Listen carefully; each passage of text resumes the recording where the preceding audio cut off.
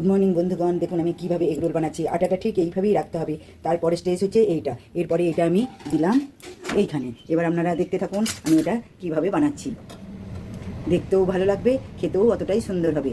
আজকে দেখুন আমি এর মধ্যে দিয়ে দিলাম তেল। এটা ভালো করে ভাজা হোক। আর উপর থেকে দিচ্ছি আমি এই 2টো ডিমের এগ রোল, মানে ডবল ডিমের।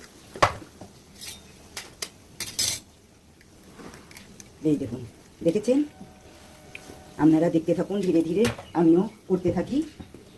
এই সামান্য একটু নুন ছিটিয়ে দিলাম, কারণ আমার আটার মধ্যে নুন, তেল আর একটু চিনি দিয়ে আমি আটাটা মেখেছিলাম বা রেডি করেছিলাম। এরপরে স্টেপ হচ্ছে এটাকে আমি আরামসে ধীরে ধীরে উল্টিয়ে দেবো।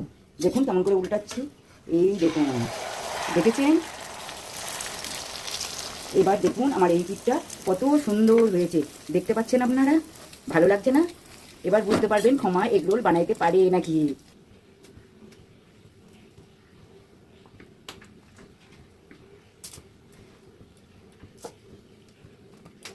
দেখতে থাকুন আমি এর মধ্যে কি কি দিচ্ছি।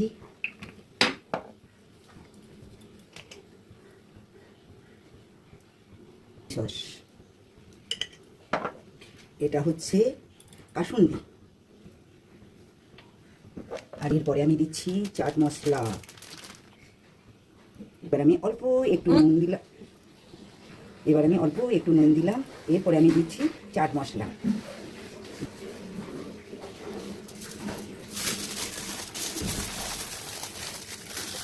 রেডি আমার এগ রোল, খামার এগ রোল।